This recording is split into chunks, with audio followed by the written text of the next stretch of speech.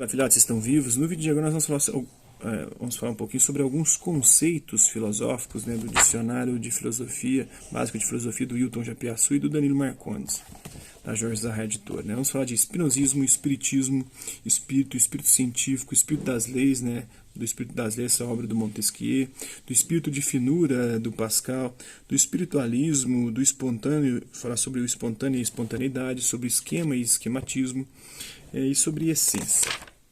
Bora lá? Então vamos lá, né? Espinosismo é o nome genérico dado ao destino póstumo da filosofia de Spinoza, né? Baruch Spinoza, fundada num racionalismo integral que recusa toda a distinção moral, toda a subjetividade, toda a finalidade da natureza e que concebe o homem como um simples modo finito da substância infinita, que é Deus ou a natureza, né? E não mais como o centro e o fim do universo. O espinosismo, rejeitado no século XVIII como um sistema ateu e reabilitado no século XIX como uma filosofia panteísta da natureza, em especial por Hegel e Nietzsche, opõe-se vigorosamente ao irracionalismo, pois entende que tudo o que existe deve ter uma explicação racional. Então Hegel, Marx, Nietzsche e Freud, na medida em que elaboram uma visão naturalista do mundo e do homem, adotam uma postura espinosista, né?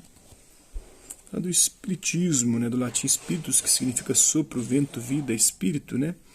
Teoria e prática espiritualista segundo a qual os espíritos mortos sobrevivem sob uma tênue forma materializada, podendo reencarnar e entrar em circunstâncias especiais graças à intervenção de médiuns em comunicação com os vivos, né? Espírito, do latim spiritus, significa sopro, né? Na filosofia herdada de Descartes, o espírito é o princípio do pensamento. Meu espírito é eu mesmo enquanto sou apenas uma coisa que pensa. Né? Opõe-se ao corpo, à matéria e à extensão na medida em que é indivisível e totalizante. A matéria é divisível e diversificante, né? O espírito testemunha nossa liberdade relativamente à natureza que é necessária e determinada. Enfim, é o aspecto espiritual religioso de nossa existência, oposto ao aspecto sensual, carnal e mundano. É o princípio do pensamento e da reflexão do homem. Em seu sentido metafísico, notadamente em Hegel, o espírito absolutamente primeiro é a verdade da natureza, é a ideia que chegou ao ser para si. Essa interiorização do ser fora de si, que é a natureza, desenvolve-se do espírito subjetivo, a alma com a consciência, os fatos psíquicos, né, o indivíduo, a subjetividade, ao espírito objetivo, né, que são os direitos, os costumes e a moralidade, e ao espírito absoluto, que é o espírito chegando à consciência de si, através da arte, da religião e da filosofia, a fim de chegar à filosofia, que é a forma última na qual se unem a arte, a representação sensível e a religião, né, num modo superior de manifestação do espírito. Além de designar entidades totalmente incorpóreas, Deus e os anjos, na teologia cristã são puros espíritos, né, os anjos. A palavra espírito designa ainda certas entidades sobrenaturais admitidas por certos povos ditos primitivos, né, o grande espírito ou, na linguagem corrente, o sentido profundo de algo. Ele não entendeu o espírito da coisa, o espírito de um texto, de um discurso. Agora do espírito científico, né? O conjunto de disposições intelectuais, sentido do problema, espírito crítico, dúvida e de qualidades morais, né? Probidade, que caracterizam o homem de ciência. Antes de tudo, precisamos saber colocar problemas. O que quer que se diga na vida científica, os problemas não se põem por si mesmos. É justamente o sentido do problema que fornece a marca do verdadeiro espírito científico. Para um espírito científico, todo conhecimento é uma resposta a uma questão. Se não houver questão, não pode haver conhecimento científico. E toda resposta para essa questão levanta uma outra questão, né, dentro da ciência. Segundo Bachelard, né? Do Espírito das Leis, obra de Montesquieu, né, escreveu ela em 1784, onde, ao expor com uma abordagem nova os fatos sociais e políticos, demonstra que as leis, quando submetidas a uma análise científica, não se originam nem dependem da fatalidade ou do arbítrio do príncipe, do rei, do governante absolutista, né, mas das relações necessárias que derivam da natureza das coisas e que, por isso, obedecem a uma necessidade racional. Ao descrever os fundamentos dos governos, a virtude para a democracia, a honra para a monarquia e o temor para o despotismo, defende a separação dos poderes, né? Legislativo, executivo e judiciário, né? Revela sua preferência pela democracia e lança as bases da filosofia do direito moderno. O espírito de finura, o espírito de finesse, expressão elaborada por Pascal para designar a atitude de discernir relações nuançadas nos pensamentos e sentimentos, a sutileza de um pensamento mais intuitivo que lógico, né? Vem mais da intuição da nossa sensibilidade do que da nossa razão, da nossa logicidade, mais preocupado com as razões do coração e correspondendo, né? O próprio Pascal dizia, né? O coração tem razões que a própria razão desconhece, né? Então, as razões do coração e correspondendo a uma boa compreensão do que nos cerca, por oposição ao espírito geométrico, caracterizado pelo seu caráter lógico e calculador, preocupado com as razões mais duras e inflexíveis da razão, né? A partir de Dilthey, costuma-se opor compreensão, espírito de finesse, à explicação objetiva e analítica, que é o espírito geométrico, né? Wilhelm Dilthey. O espiritualismo, concepção que privilegia o espírito, a alma em relação à matéria ou ao corpo, mantendo que o espírito constitui uma natureza autônoma e de caráter mais puro, mais elevado.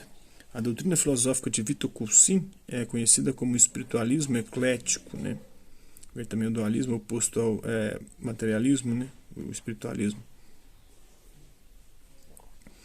Espontâneo e espontaneidade, né? Espontâneos de livre vontade e voluntário. É aquilo que se faz voluntariamente, sem causa externa. Um exemplo, a ação espontânea, ato feito de livre e espontânea vontade, instintivo e refletivo, por exemplo, o movimento físico espontâneo. Segundo Kant, opõe-se à passividade, caracterizando a atividade do espírito no conhecimento. Designamos pelo nome de sensibilidade a capacidade que tem nosso espírito de receber representações enquanto afetado de alguma maneira através dos sentidos, né? Por oposição a essa receptividade, a faculdade que temos de produzir nós mesmos as representações ou a espontaneidade de nosso conhecimento, essa chama-se entendimento. Ele vai separar entendimento de sensibilidade, né? Kant, na sua crítica da razão pura. Esquema, esquematismo, né, vem do grego esquema, que significa contorno, delimitação, forma, figura.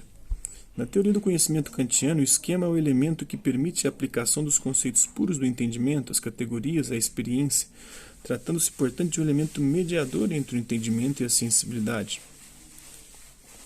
Tal representação mediadora é o esquema transcendental, Kant na sua crítica da razão pura, né? Doutrina transcendental do juízo sobre o esquematismo dos conceitos puros do entendimento. O esquema é um produto da imaginação, embora não seja uma imagem. O esquema dos conceitos sensíveis, tais como as figuras no espaço, é um produto da imaginação pura a priori, né? Segundo Kant. Por meio da qual tornam-se possíveis as imagens. Kant denomina esquematismo proceder do entendimento com o esquema. Reconhece, entretanto, a dificuldade de caracterizar a natureza do esquematismo, que é uma arte oculta nas profundezas da alma humana, cujo modo de operar será sempre difícil a natureza nos permitir descobrir ou revelar a nossos olhos, segundo Kant. Mas agora a essência do latim essência, né? Para a escolástica, é uma das grandes divisões do ser. É o ser mesmo das coisas aquilo que a coisa é, ou o que faz dela aquilo que ela é. Para cada ser distinguimos uma essência, uma existência que ela pode ou não comportar. A essência repousa na tradição platônica das ideias, retomada na teoria aristotélica das formas inteligíveis. Platão distingue um mundo invisível, permanente e sempre idêntico a si mesmo, o mundo das essências, e um mundo visível e flutuante, o mundo sensível. O primeiro é a garantia da realidade do segundo. Aristóteles retoma a noção de essência no contexto do problema da linguagem. Se tudo é mutante, se tudo é acidente, como queriam os sofistas, não há discussão possível. Distinguindo a essência dos acidentes, ele resolve o problema dos sofistas. Instruir Clínias é matá-lo, pois suprimir Clínias, ignorante, também é suprimir Clínias. Assim é a essência de Sócrates, que se mantém através de seus diversos acidentes. Na filosofia contemporânea, a essência não define nem revela a natureza do homem, porque o homem, ao vir a ser, não possui essência, apenas uma condição, uma situação. A essência do ser aí, o Dasein, consiste apenas em sua existência, segundo o Heidegger, né? Então, e depois o Sartre vai dizer que é a existência que determina a nossa essência, que nós somos, né? A essência, o ser aí, o Dasein. Mas é a nossa situação, a nossa condição. Né? É o homem mesmo quem produz aquilo que é por sua liberdade. Ele é projeto, isto é, aquilo que ele é capaz de fazer de si mesmo, nele. E o Sartre, como eu já disse, a existência precede a essência, ou seja, são as nossas escolhas que vão determinar quem nós seremos, né? E a nossa situação, a nossa condição. O termo essencial significa algo diretamente ligado à essência e opõe-se a acidental. Na linguagem comum, adquire o sentido de muito importante, de o mais importante, de fundamental. O essencial é a saúde, por exemplo. Não sei, espero que vocês tenham gostado do vídeo. Quem curtiu, dá um like, não curtiu, dá um dislike. Hasta la vista e até a próxima.